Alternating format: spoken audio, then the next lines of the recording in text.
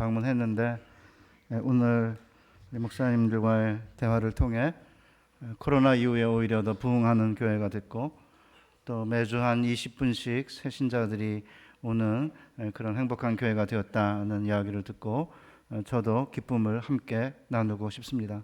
앞으로도 지속적으로 회복을 넘어 부흥으로 나아가는 교회가 되게 기도하시고 우리 홍 목사님과 또 우리 부교육자들과 우리 중직자들과 모든 순장들과 순원들이 하나가 되어서 3대가 함께 손을 잡고 행복한 신앙생활을 할 수 있는 복된 교회 만들어 가시기를 주님의 이름으로 축복합니다. 오늘 청년들의 고민을 듣다 보면은 눈물이 나죠. 대학을 졸업해도 취직이 잘 안 되죠. 취직해도 언제 구조조정의 대상이 될 수 있다라는 생각이 되기 때문에 공시생들이 많아졌습니다. 공무원 시험 준비하는 분들의 합격률이 최종 합격자가 2%인데 그 나머지 98% 뭐 할까요? 다음 해에 공무원 시험을 준비한다고 합니다. 한 2년 전에 부산에 제가 교육 협동목사로 섬기는 교회에 청년 집회를 3일 동안 맡아서 갔다가 담당 청년 목사님에게 충격적인 이야기를 들었습니다. 요즘 청년들이 얼마나 마음고생이 심한 줄 아세요? 그러면서 신앙생활을 열심히 하는 한 청년이 자기를 찾아와 열심히 신앙생활을 했는데 알바에서 잘렸습니다. 아니 어떻게 제가 알바에서 잘리죠? 도대체 저는 어떻게 해야 되나요?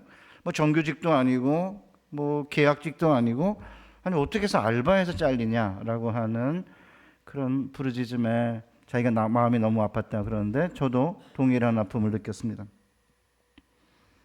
작년 여가부 조사에 의하면 만 9세에서 24세의 청소년 중에 결혼을 반드시 할 필요가 없다가 61%, 결혼해도 아이를 가질 필요가 없다가 60%에 이른다고 합니다. 그러니까 이제 미래에 대한 불안이 청소년들에게 확산이 되면서 결혼과 출산이 급감하는 시대가 올 것 같습니다. 제가 1993년에 6년의 유학을 마치고 이제 분당에 이제 전세를 얻어서 왔는데 1년 이제 다른 데 살다가 32평 아파트가 전세 6천만 원이었습니다. 그때 매매가가 1억 3천이었습니다. 분당 시세는 제가 모르겠습니다만 한 10m 할 것 같아요. 매매가가 2천이 그때 90년대 초에 싸다고 그랬었지. 제자들이 요 근처에서 이제 방을 얻고 학교까지 등교를 했는데 여기 32평 5억? 5억 안 돼요? 넘어요? 안 됩니까? 살만한 동네네. 그래도 멀어서. 예? 그래서 어쨌든 5억이라고 해도 우리 청년들이 300만 원 벌어가지고 공기 마시고 물만 마시면서 1년 모으면 3억 3,600. 5억을 모으려면 13년? 그러니까 이제 사실은 결혼하기 힘든 거죠. 어른들도 마찬가지 아닙니까? 질병으로 신앙생활 열심히 하는데도 사업 실패로, 가족의 우환으로, 자녀들의 대학 시험 실패로 앞길이 막막하다 이렇게 실토하는 장년 그리스도인들이 많습니다. 불경기에 수입은 신통치 않고 집을 장만할 가능성은 점차 사라지고 투자해서 떼돈 벌었다는 사람들이 사방에서 나타나니까 미래에 대한 불안으로 인해 마음이 흔들린다. 이런 분들이 적지 않습니다. 이때 하나님께 불평하고 재산 물려주지 않은 부모님 원망하고 세상을 저주한다고 해도 달라질 일은 없죠. 어떻게 해야 되느냐? 이때 우리에게 드는 가장 큰 질문은 우리가 환난 당할 때 과연 하나님은 어디 계시냐가 아닙니까? 어떻게 해야 될까요? 이런 상황에서 우리와 비슷한 상황에 있었던 어떤 인물이 좌절과 불안과 미래에 대한 두려움을 떨쳐내고 힘있게 미래로 발걸음을 옮긴 성경의 인물을 살펴봐야 합니다. 그가 누구냐? 우리가 함께 읽은 본문의 주인공인 야곱입니다. 야곱이 형의 장자권을 팥죽 한 그릇으로 사고 또 눈먼 아버지를 속여서 형의 축복을 빼앗으면 인생이 필 것처럼 생각해가지고 했는데 그만 형 이삭의 분노를 사게 되었고 에서가 부모가 죽으면 동생 야곱을 죽이기로 결심했습니다. 그러니까 이제 부모님이 그러면 아버지가 안 된다 이렇게 형을 말려야 되는데 말리기는커녕 외삼촌 라반의 집에 가서 그 딸 중에 아내를 얻으라. 그러면서 이제 하나님이 아브라함의 복을 내게도 주어서 큰 민족을 이루고 아브라함에게 주신 땅을 내가 차지하게 하시길 원하노라. 축복하고는 도망가라고 한 거죠. 도망자 신세가 된 야곱에게 이 아버지의 축복이 어떻게 들렸을까요? 아니, 축복은커녕 이제 약속의 땅에서 쫓겨 도망자 신세가 되었는데 아마 5만 가지 생각이 들었을 것 같아요. 아버지의 약속처럼 조상들에게 주신 축복을 나도 받을 수 있을까? 내가 약속의 상속자인데 왜 약속의 땅에서 도망해야만 할까? 이국 땅에서 과연 아내를 맞이할 수 있을까? 나는 무사히 이 땅으로 돌아올 수 있을까? 이런 생각 때문에 아마 도피길에 나선 야곱의 발걸음이 굉장히 무거웠던 것 같아요. 그런데 어떤 낯선 곳에서 잠을 잔 다음 날 야곱의 발걸음이 현저히 가벼워져 있었습니다. 그래서 오늘 본문 바로 다음 창세기 29장 1절을 보면 야곱이 그의 발을 들었고 동방 사람의 땅을 향해 갔다. 이렇게 이게 원문이 그렇게 되어 있는데 우리 성경은 야곱이 길을 떠나 동방 사람의 땅에 이르러 이렇게 그냥 두루뭉실하게 이렇게 펑퍼짐하게 번역을 했습니다. 야곱이 길을 갔다가 아니고 야곱이 발을 들었다 그리고 동방 사람의 땅을 향해 갔다. 이게 이제 직역이거든요. 근데 발을 들었다를 뺐어요. 대중용 성경은. 그 이유는 이렇게 작은 그 본문의 디테일을 살려서 이렇게 이제 번역하면 좋은데 대중형 성경은 그냥 때로는 이렇게 뭉갭니다. 발을 들었다는 표현이 잘 안 나오거든요. 왜 성경 기자가 야곱이 발을 들었다라는 표현을 했을까? 발걸음 더 가볍게 앞으로 나아갔다는 것입니다. 도대체 야곱이 발을 들어서 먼 유랑길을 향해 미래의 그 불안한 도피길을 어떻게 힘차게 떠날 수 있었을까? 그곳에서 어떤 일이 일어난 거죠. 그래서 오늘 우리가 함께 읽은 이 본문 베델 에피소드는 바단 아람에 가기까지 브엘세바에서 약 900km 정도가 되는 최소한 한 달가량의 여행에 소요되는 길인데 유일하게 나오는 에피소드예요. 그럼 도대체 이 유랑길의 이 에피소드만 성경 기자가 언급하는 이유가 뭘까요? 지팡이 하나만 가지고 외삼촌 집으로 피신하던 야곱이 베델에서 본 꿈이 그의 삶의 가장 결정적인 전환점이 된 거고요. 그래서 여호와께서 나중에 자신을 소개할 때 뭐라고 하시냐면 나는 베델의 하나님이라 이렇게 말씀하시고요. 야곱도 하나님을 가리켜 말할 때 뭐라고 말하냐면 그가 거기서 제단을 쌓고 그곳을 엘 베델이라 불렀으니 엘은 하나님이라는 뜻입니다.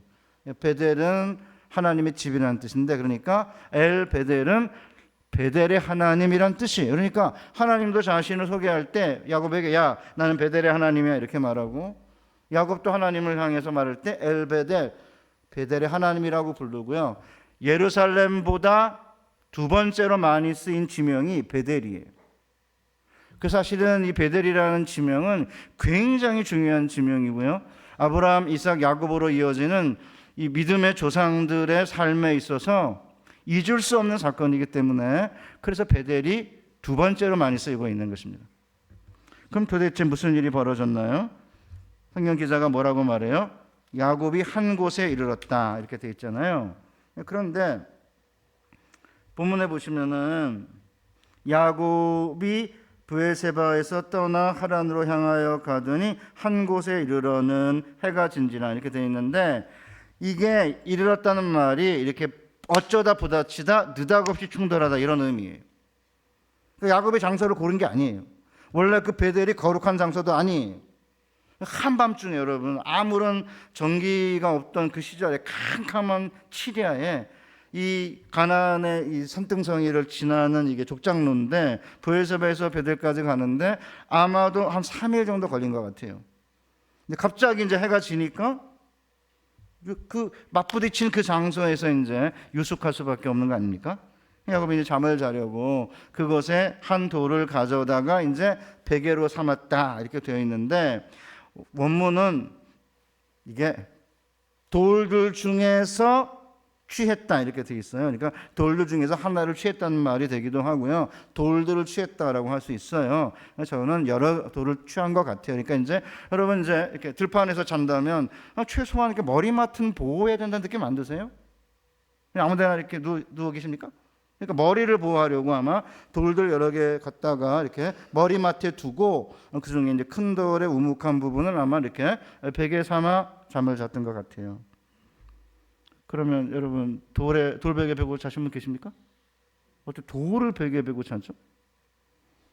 엄청 비싼 베개 이렇게 쿠션 엄청 좋은 거 베도 막 힘든데 돌을 베고 자요. 그러니까 이제 어떤 사람들은 옛날 고대인들은 돌이나 금속을 베고 잤다 이러고 또 어떤 사람들은 너무나 피곤했기 때문에 돌을 베고 잤을 거다. 어쩌라고요? 쓸데없는 이야기 제가 보기에는. 성경 기자는 그런 얘기를 하는 게 아니에요. 우리가 마음을 이렇게 열어가지고 야곱의 심정에 이렇게 공감을 하게 되면 이게 마음이 가슴이 먹먹해지지 않아요. 뭔가 울림을 우리에게 가져다 주지 않습니까? 형의 장자권 사고, 아버지 축복권은 얻어냈는데 실제로는 지팡이 하나 의지한 채 두피자가 되어 허벌판에서 돌을 베개 삼아 잠을 자는 도망자 야곱의 모습을 한번 상상을 해보십시오. 어떤 느낌이 드세요? 저는 야곱의 돌베개를 생각할 때마다 가슴이 먹먹해집니다. 저희 아버님이 정부 땅에다 집을 지으면 10년 지나면 20년 지나면 내 땅이 된다는 이 속설을 믿고는 청와대 뒷산에다가 집을 졌어요. 청와대 바로 뒷산은 아니고 이제 세검정이라는 이제 유치원이 그 유원지가 있는 곳인데 연결이 되면 청와대 뒷산으로 계속 연결되는 곳입니다. 그래서 갑자기 이제 정부가 이제 김신조 사건 이후에 서울에 있는 모든 무허가 건물을 철거를 했어요. 몽땅 다가 이제 인천 앞바다에 쓸어 넣을 수는 없으니까 저희 아버님이 예상한 대로 15평을 주었어요. 한 가구당. 어디에? 신정동과 신월동에. 신정동, 신월동은 원래 철거민촌입니다. 원래 물론 신정동은 조금 옛날 마을이 있긴 하지만 그러니까 이제 요새도 목동 산다 그래서 가보면 신정동 살아요. 여기 목동 아니냐 그러니까 뭐 그냥 행정 이름은 신정동인데 이게 철거민촌에 이름이 붙어 있으니까 이제 창피하니까 이제 목동 이렇게 하는데 실제로 신월동, 신정동은 철거민촌입니다. 제가 이제 휴문고등학교라고 비원 옛날에 지금은 현대사옥이 있는 곳인데 거기 학교를 다녔어요. 세검정으로부터. 근데 어느 날 이제 모든 철거민들을 이제 다 쓸어가지고 이제 신월동, 신정동으로 옮겨간 거예요. 강제 이주를 당한 거죠. 그래서 어머님이 이제 학교 끝나고 나면 이렇게 해가지고 오라 그래서 갔는데 비원에서부터 광화문까지 20분 걸어가지고 화곡교통이라는 버스를 타고 종점에 내렸더니 거의 끝이 아니에요. 경인고속도로가 지나가고 있는데 거기서 셔틀버스를 타고 철거민촌과 버스 정류장 오고 가는 버스예요. 그 타고 건너가면 이제 거기가 이제 철거민촌이 있는 곳인데 넓은 들판에 15평씩 쪼개가지고 거기다가 비닐 천막을 세운 거예요. 유일하게 있는 거는 공동 화장실. 저는 그때의 장면을 지금도 기억하면요 눈물이 납니다. 그 찾아갔더니 저희 어머님하고 할머님이 돌들을 몇 개 가져온 거예요. 뭐 철거당해가지고 뭐 쑥대밭이 되었으니까 뭐 철거당한 다음에 이사도 안 가고 저희 아버님이 그냥 거기에 가마니로 문을 만들고 위에 거적 얹어가지고 또 대충 또 한 1, 2년 살았거든요. 그러니까 뭐 가구가 뭐가 있겠어요? 그러니까 돌을 가져온 거예요. 저는 그날 빡쳤습니다. 아니 왜 쓸데없이 돌을 가져왔냐고 제가 어머니하고 할머니에게 난리를 쳤죠. 왜냐하면 학교에서 오는 거리가 2시간, 그러니까 하루에 4시간을 버스를 타고 다녀야 되고 비닐 천막이니까 뭐 허접하기 그지없죠. 거기서 또 이제 한 1, 2년 살았는데 제가 이렇게 책상이 없었어요. 의자 책상이 없었습니다. 그래서 이제 바닥에 이렇게 엎드려서 이렇게 공부를 하고 있으니까 바로 길 옆이니까 길하고 이렇게 같죠 이게 높이가 이렇게 문이 이렇게 열렸어요. 이렇게 문이 아니죠. 뭐 천막 이렇게 열어놓은 상태인데 지나가다가 어떤 자매들이 공부 열심히 하네 이랬습니다. 바닥에서 누워 있으니까. 저는 나이 들어 철이 들면서 어머니 할머니의 마음이 이해가 됐습니다. 실제로 돌들이 유용하더라고요. 아니 맨 흙바닥인데 돌이라도 있어야 뭘 올려놓을 거 아닙니까? 돌밖에 없었고 그 돌들을 가져온 거죠. 그때 왜 제가 승질 내면서 부모님, 어머님한테 화를 냈는지 너무 마음이 아파요. 그리고는 야곱을 이해할 수 있었습니다. 너무 감사합니다. 야곱의 마음이 이해가 되니까. 돌밖에 없으니까. 그러니까 돌판에서 자기를 보호할 수 있는 건 돌밖에 없었기 때문에, 무엇보다 머리를 보호해야 되기 때문에 돌들을 취해서 머리맡에 두고 우묵한 부분을 베개 삼아 잠을 잔 거죠. 그러나 이 돌들은 야곱을 돕는데, 보호하는데 약간의 도움이 될 수 있었으나 이 돌들은 야곱을 보호할 능력이 없었습니다. 돌베개를 베고자 하는 야곱이 꿈을 꿨습니다. 야곱이 꾼 꿈은 죄를 짓고 도피하는 도망자의 악몽이나 가히 눌림이 아니었습니다. 3일 만에 고향을 꿈꾸는, 고향을 그리워하는 슬픈 꿈도 아니었습니다. 눈물 날 만큼 멋진 꿈을 꾼 것입니다. 야곱의 꿈이 본적이라는 세 개의 단어의 반복으로 세 단계로 나뉘어져 있습니다. 꿈의 본즉, 사닥다리가 땅 위에 섰는데 그 꼭대기가 하늘에 닿았고, 또 본즉, 하나님의 사자가 그 위에서 오르락 내리락 하고, 또 본즉 여호와께서 그 위에 서서. 그러니까 이제 첫 번째 단계는 야곱이 사닥다리를 본 거예요. 사닥다리가 땅을 향해 놓여 있었습니다. 히브리어는 확실하게 땅을 향해라고 되어 있고요. 그러니까 이제 땅을 향해 사닥다리가 놓여 있는데, 그러면 머리는 어디에 닿았을까? 나무 꼭대기나 지붕일까? 했더니 그게 아니고 그 머리는 하늘에 닿아 있었습니다. 땅과 하늘을 연결하며 땅을 향해 놓여 있는 사닥다리는 무엇을 의미할까? 유심히 보니까 야곱의 눈에 들어온 것은 하나님의 사자들이 올라가고 내려오고 있었습니다. 그리고 또 보니까 하나님이 그 위에 서 계셨다고 한글은 번역하고 있습니다. 그런데 그 위가, 그가 만약에 사닥다리고 위라고 번역된 전치사를 그냥 위라고 번역을 하면은 하나님이 사닥다리 위에 계셨다고 할 수 있는 거고요. 그라고 하는 인칭대명사 3인칭 남성 전미를 야곱으로 본다면, 그러니까 사닥다리도 남성이고 야곱도 남성이에요.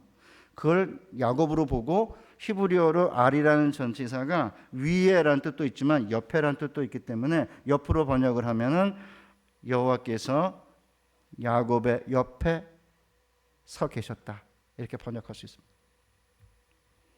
위에 계신다는 것은 초월하신 하나님을 강조한다면, 옆에 계신다는 것은 내재의 하나님을 강조하는 것인데, 저는 내려오셔서 옆에 계셨다는 것을 선호합니다. 물론 위에 계셨다고 해도 전혀 문제가 없습니다. 대신 사닥다리가 땅을 향해 놓여 있었거든요. 이렇게 땅을 향해 놓여 있었으니까 내려오셨다고 하는 게 좋기 때문에 저는 옆에 계셨다, 야곱 옆에, 이렇게 해석을 하는 건데, 여러분들이 마음에 안 든다 그러면 그냥 위라고 하셔도 됩니다.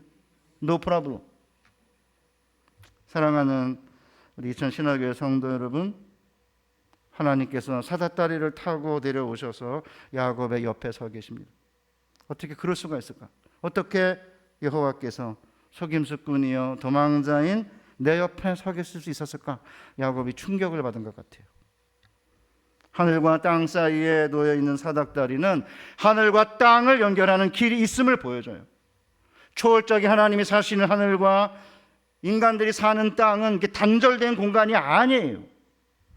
그런데 많은 사람들이 하늘과 땅이 연결되어 있다는 사실을 알지 못해요. 그냥 땅이 전부인 것처럼 살아요. 어쩌면 야곱도 그렇게 살았는지 모릅니다.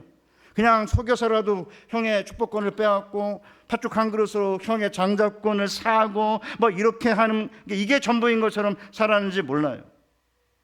그러나 돌베개를 베고 잠을 자는 동안에 야곱은 꿈을 통해 하늘과 땅이 연결되어 있다는 사실을 생생하게 경험하는 거죠. 돌들이 자기를 보호하는 게 아니라 영원하신 하나님, 천지의 주제이신 여호와께서 친히 사닥다리를 타고 오셔서 야곱의 곁에서 보호하고 계실 뿐만 아니라 천사들을 동원해서 천사들을 오르락 내리락하게 하면서 그분의 뜻을 이 땅에 펼치신다는 사실을 경험한 거죠. 사랑하는 성도 여러분, 어떻습니까? 여러분들은 우리가 생각하는 세계는 이 땅이 전부라고 생각하십니까? 내가 이 세상에서 가진 학벌, 재산, 지위, 권력, 집안, 인간관계, 이게 전부라고 생각하십니까? 아니면 내가 가진 것 외에 하늘에 속한 것들이 내 삶에 영향을 미칠 수 있다고 생각하십니까? 내가 가진 자원과 능력만으로 인생을 꾸려나갈 수 있다고 생각하십니까? 아니면 이 세상 안으로 침투해 들어오는 하늘의 세계가 있다고 생각하십니까? 하늘과 땅이 연결되어 있다는 사실을 이해하지 못하는 많은 불신자들은 자기가 현재 가진 게 전부라고 생각해요. 심지어 그리스도인들 가운데서도 자기가 가진 게 전부라고 생각하고 그걸 가지고 자기가 열심히 노력하면 된다고 생각하고 남은 건 기껏해 우연과 행운이에요. 그러니까 자기의 노력과 행운만으로 삶을 살아보려고 애를 쓰다가 이 모양이 된 겁니다.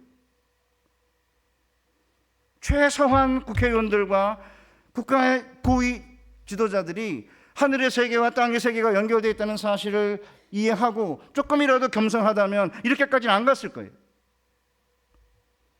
자기들이 뭐 대단하다고, 죄송합니다 혹시 뭐게 대단하다고 자기의 머리와 자기 거 가지고 다 할 수 있다고 생각해요? 겸손하게 코로나 시국에도 뭐 코로나 뭐 걸리게 하면 교회 폐쇄, 뭐 그냥 건물 뭐 폐쇄, 저는 그런 얘기를 듣고 있으면요, 야, 이 사람들 죄송합니다 미쳤구나. 자기들이 뭔데요?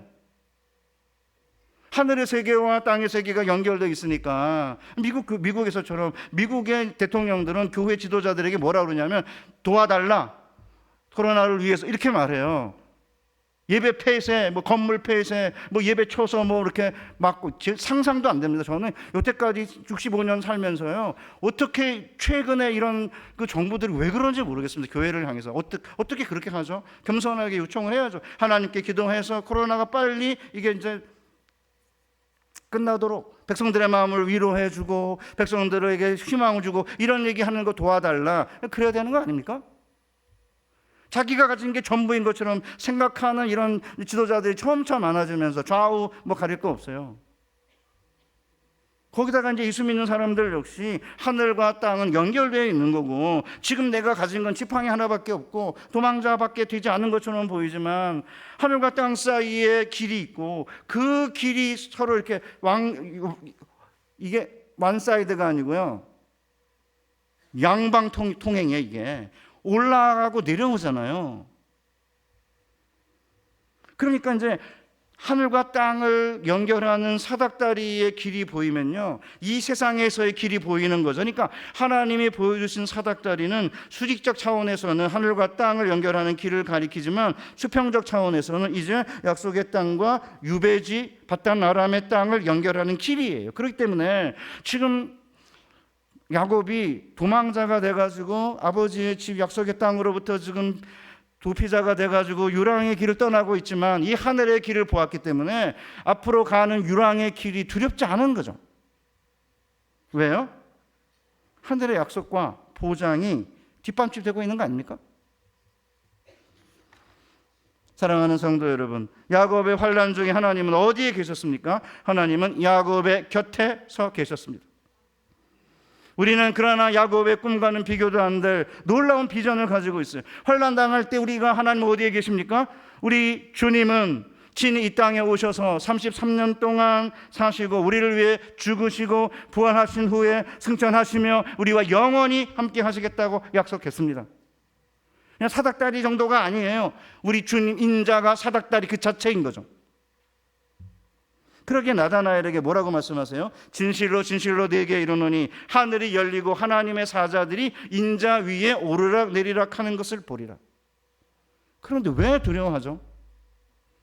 왜 세상에 나가서 쫄고 세상을 선망하고 세상에 주눅을 당하죠? 학벌이 없다고, 집안이 좀 후지다고, 머리가 좀 안 좋다고, 뭐 외모가 좀 모자라 어쩌라고요? 그 좋은 학벌, 그 좋은 머리, 그 좋은 그 지위 이런 걸 가지고 어떻게 이렇게 백성들을 힘들게 하는지 저는 65년 살면서 진짜 처음 봤습니다. 최근 한 20, 30년 사이에. 최소한 겸손해야죠. 그렇지 않습니까? 겸손하게 정치 지도자들이든 누구든지 간에 저는 거지입니다. 나이가 들수록 점차 큰 거지라는 것을 압니다. 그러나 생명의 떡이 어디인지를 아는 거지입니다. 루터가 한 말이, 제가 말했을 땐 가만히 있다가 루터가 했다니까 고개 끄덕이고 우리 권사님 그러시고, 그 왜 그러세요? 그냥 그 말 자체가 훌륭하면 아멘 이러면 되지. 제 이야기가 할 때는 가만히 있다가 루터 얘기를 하니까 갑자기 막 감동받으시고 그러시는데, 그렇죠, 루터 대단하죠. 저도 루터에게 배운 거니까. 그럼요, 누구든지 이 교회에 들어오면 지위가 높든 낮든 상관없어요. 주님, 거지입니다. 저는 백성을 지도하라고 하는 지도자의 선택을 받았는데 지혜가 없습니다. 뭐 그래야 되는 거 아니에요? 좌든 우든. 교회에 도움을 요청하고 교회 성직자들에게 기도해달라고 하고 이런 지도자를 본 적이 없어요. 자기들이 가진 게 전부니까 그것밖에 안 되니까 운과 자기들이 가지고 있는 것밖에 안 되고 자기들의 정치적인 이익 집단밖에 없으니까 이 백성들이 이렇게 힘든 거예요. 저는 당이 없어요. 예수당에 오해하지 마세요. 저는 유일하게 예수만 따르고 뭐 제 제자들이 팔로우 해달라는 제 팔로우 안 합니다. 저는 유일하게 예수님만 팔로우 하기 때문에 그 어떤 유튜버 팔로우 안 합니다. 왜 나보고 팔로우 하라고 어떤 내가 제자가 뭘 보냈던데 왜 내가 너를 팔로우 하냐. 난 예수님밖에 팔로우 안 한다. 그래서 속으로 말하고 안 해줬습니다. 그냥 말하면 또 이제 열받을 것 같아가지고.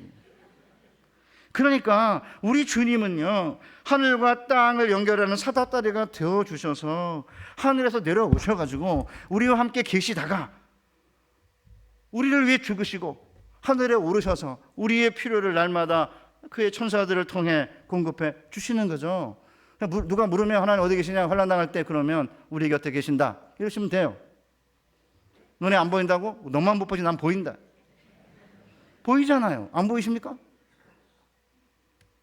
여호와는 단지 돌베개를 베고자 하는 야곱의 곁에 서 계신 것만이 아니고요, 하늘의 별빛이 찬란히 비치는 가운데 눈물이 날 만큼 아름다운 약속의 말씀을 주셨어요. 13절 나는 여호와니 너의 조부 아브라함의 하나님이요 이삭의 하나님이라. 내가 누워있는 땅을 내가 너와 내 자손에게 주리니 내 자손이 땅의 티끌같이 되어 내가 동서남북으로 퍼져나갈지며 땅의 모든 족속이 너와 내 자손으로 말미암아 복을 받으리라.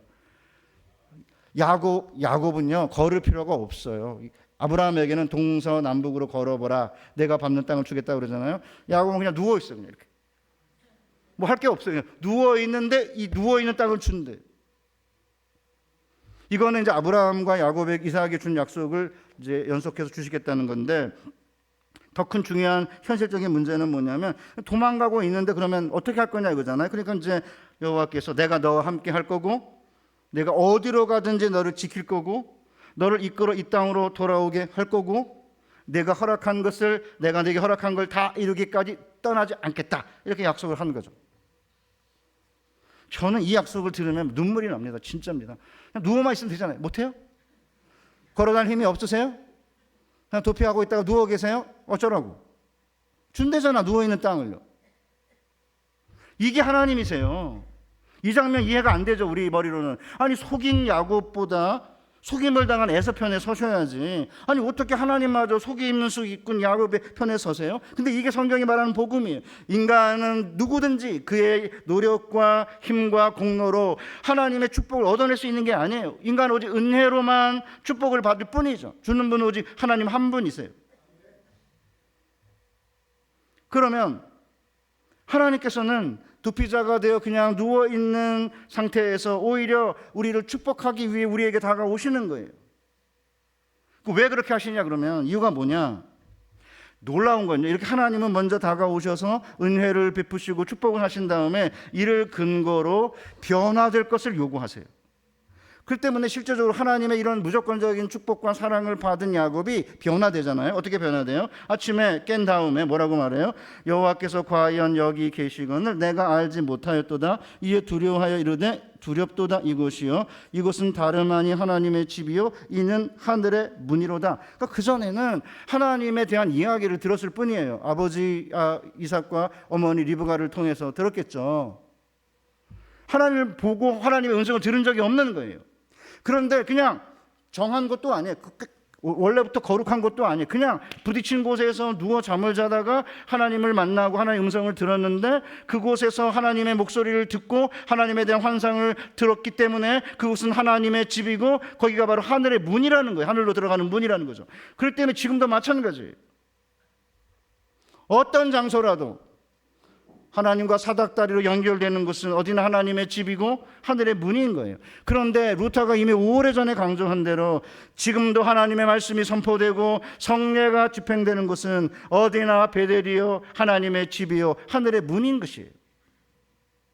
뭐 이걸 또 받아들여가 어디나 하라고 그랬으니까 자기 혼자 앉아가지고 이제 이렇게 집에서 혼자 이렇게 큐티하고 있으면 거기가 하늘의 집입니까? 뭐 그럴 수도 있겠죠. 특별한 경우에 교회 나올 수 없으면 그럴 수 있는 것이지만 하나님의 음성이 선포되고 하나님의 성례가 집행되고 하나님의 환상을 보는 게 교회 아닙니까? 그렇기 때문에 낭망하고 실패하고 주저앉아 있어도 상관없어요. 만약에 그 낭만과 실패의 현장에서 하나님을 만난다면 거기 하나님의 집인 거죠. 오랜 질병으로 나약게 쓰러져 계십니까? 그것을 하나님이 곁에 서셔 계신다는 사실을 안다면 그것이 하늘의 문이에요.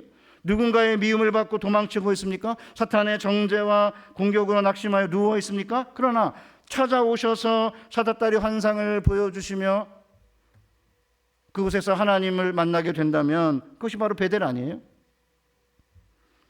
그러니까 이제 아침에 일어나가지고 베개로 삼았던 돌을 가져다가 이제 기둥으로 세우고 하나님께 구별해 드리기 위해서 이제 기름을 붓고 그 다음에 이 루스라고 하는 지명을 벳엘 하나님의 집이라고 이름을 명명한 거예요. 여기서 끝나지 않아요. 야곱이 서원하여 이르되 하나님이 나와 함께 계셔서 내가 가는 이 길에서 나를 지키시고 먹을 떡과 입을 옷을 주시어 내가 평안히 아버지 집으로 돌아가게 하시오면 여호와께서 나의 하나님이 되실 것이요 내가 기둥으로 세운 이 돌이 하나님의 집이 될 것이요 하나님께서 내게 주신 모든 것에서 10분의 1을 내가 반드시 하나님께 드리겠나이다. 변화되고 있잖아요 지금요. 그러니까 한밤중에 돌베개 베고 누워 자는 도망자 옆에 찾아오신 여호와께 더 가까이 나아가기를 원했기 때문에 서원을 한 거죠. 뭐를 서원한 거예요? 자기가 베고 잔 기둥에 기름을 부어서 하나님께 드리면서 하나님의 집으로 삼아서 하나님께 예배하며 하나님이 나의 하나님이라는 고백을 하고 내게 주신 모든 것을 11조를 드리겠다고 서원을 한 거예요. 그렇기 때문에 실제적으로 이렇게 도망자였던 야곱에게 찾아와 환난 가운데 함께 계셨던 그 하나님의 은혜와 축복을 경험하게 되면 어떻게 반응을 해야 되는 거예요? 아, 여기가 하나님의 집이구나 라고 받아들이고 어떻게 해야죠? 단을 쌓는 거죠. 그래서 이렇게 주일마다 나와서 지금 예배를 드리고 있는 것입니다.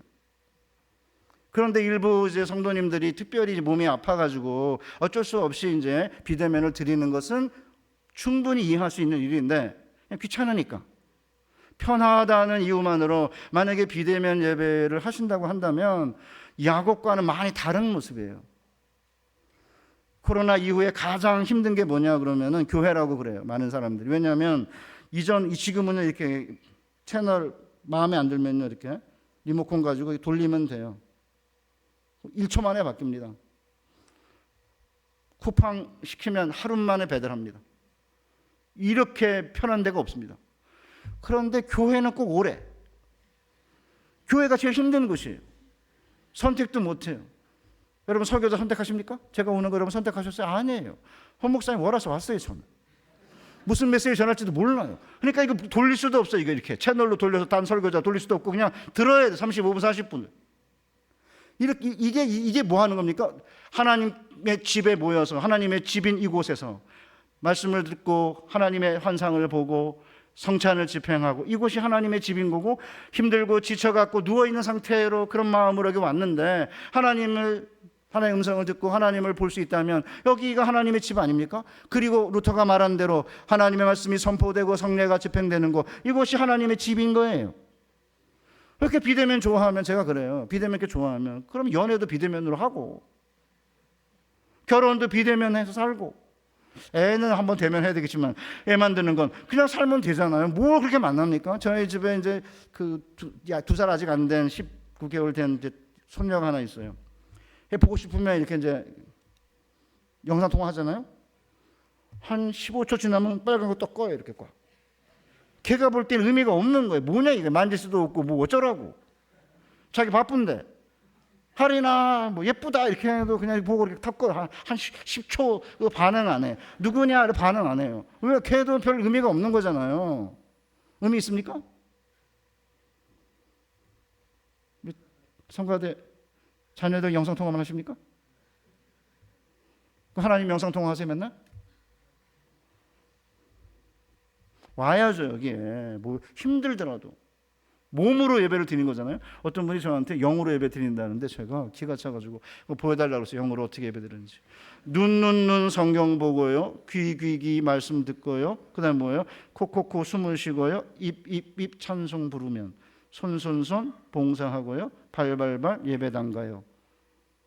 이것 중에 몸이 아닌 거로 하는 분, 그러면 영으로 찬송하는 거 보여주세요. 바이올린도 영으로 하나요? 몸으로 켜야죠. 몸이 얼마나 중요한 건데요. 몸으로 하나님께 나와 산 제물로 드려라. 거룩한 몸을, 너희 몸을 안 드리고 맨날 영만 드린다는데 뭐 육체 이탈을 하나 뭐 어떻게 되는 거예요 도대체. 그 다음에 어떤 분들이 그래요.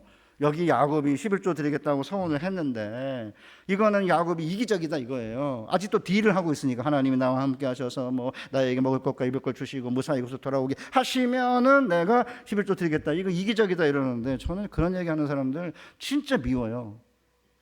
그 잘잘법에 보면 그런 분들이 가끔 나오세요. 잘잘법 보지 마세요 제발. 좋은 분도 계시는데요. 이상해요. 비대면도 어차피 교회 가봤자 비대면이니까 교회 안 가도 된다. 그거 얘기하는 사람이 그 안에 있어요. 그게 아니고요. 여러분 보세요. 성경을 이렇게 읽어보시면요. 하나님의 백성이 하나님께 먼저 나와서 복 달라고 한 적이 별로 없어요. 아브라함이 언제 복 달라고 그랬습니까? 그냥 갈대아 우르 하란에 있는 하나님 오셔가지고 내가 본토 친척 아비 집을 떠나 내가 네 시한 땅으로 가라. 그리하면 내가 너를 큰 민족 이루게 하고 내게 복을 줄 거다. 그러잖아요. 먼저. 언제 아브라함이 달래요? 야곱이 언제 달라고 그랬습니까? 그냥 자기가 그냥 뱃속에서부터 그냥 이렇게 막 잡고 형 뒤꿈치, 아버지 축복권 뺏고 형 장자권 팥죽으로 싸고 이런 거를 했지. 하나님께 복 달라고 한 적이 없어요. 그러니까 하나님은 복을 주시고 싶어 안달이 난 거죠. 그러니까 하나님이 끊임없이 찾아와가지고 내가 네게 복을 주겠다. 하나님이 뭐라고 했어요? 내가 너와 함께 하고 너를 지킬 것이고 네가 어디로 가든지 내가 이곳으로 다시 돌아오게 할 거고 이 약속을 지키기까지 내가 결코 버리지 않겠다. 그러니까 먼저 약속하셨어요. 그러니까 이제 야곱이 드디어 정말 나와 함께 계셔서 내가 가는 길에 나를 보호하고 먹을 거 입을 걸 주시고 무사히 돌아가게 하시오면 그러면 내가 기둥으로 삼은 베개로 삼은 기둥으로 하나님의 집이 될게 하실 거고 그 다음에 10분의 1을 내가 하나님께 드리겠다 그러잖아요. 처음으로 야곱이 변화해요. 늘 잡고 빼앗고 움켜쥐는 사람이 드리는 자가 된 거예요. 사랑하는 우리 이천신화교회 성도 여러분, 환난 중에 하나님이 우리 곁에 계신다는 사실을 가장 강력하게 경험한 사람은 마틴 루터예요. 종교개혁한 지 10년이 지난 1527년에 마틴 루터가 병에 걸렸어요. 뇌빈혈증으로 어지러질 해가지고 기력이 약해져가지고 루터가 한동안 설교 못했습니다. 근데 흑사병이 들어왔어요. 비텐베르크에. 프리드리 선제후가 대학을 예나로 옮긴 다음에 빨리 떠나라고 루터에게 지시했지만 루터는 그 도시에 남아서 죽어가는 자들을 위로하고 병든 자들을 신방하고 남아있는 학생들을 가르치면서 비텐베르크에 남아 있었습니다. 때로는 아무 일도 할 수 없을 만큼 신체적으로 질병에 걸려 어려웠는데 어떤 때 너무 심리적으로 낙담이 돼가지고 나는 한 주 이상 죽음과 지옥 한가운데 보냈다고 후배인 멜라니톤에게 고백했습니다. 그런데 그 고통 가운데 루터는 내 주는 강한 성이요라는 그 놀라운 찬송을 작사했는데 우리 찬송가에 번역되지 않은 4절에 이렇게 되어 있습니다. 성령과 은사는 우리의 소유니 그리스도는 우리 곁에 서신 분이라. 감동 아니에요? 얼마든지 흑사병 피할 수 있는데 피하지 않아요. 흑사병 60%의 치사율이 흑사병의 도시 한복판에서 죽어가는 자들을 위로하고 병자들을 신방하고 학생들을 가르치면서 그가 버틸 수 있었던 이유는 뭐예요? 성령과 은사는 우리의 소유니 그리스도는 우리 곁에 서신 분이라. 강한 성이요 방패와 병기 되시며 우리 환난에서 우리를 구원하여 주시는 주님께서 바로 자기 곁에 계셨다고 확신했기 때문에 끝내 루터는 종교개혁에 성공을 거둘 수 있었습니다. 사랑하는 이천신화교회 성도 여러분, 사닥다리의 꿈을 꾼 다음에 야곱이 하늘로 올라간 게 아니에요. 우리도 마찬가지예요. 예수님이 사닥다리가 되어주셔서 우리 곁에 계신다고 한 다음에 하늘로 올라가는 게 아니라 우리는 우리의 인생길을 걸어가야 합니다. 마지못해서 이제 이천에 오셨습니까? 갈 데가 없어가지고, 싸기 때문에, 돈이 없어서 쫓겨가지고 누워 계십니까? 상관없어요.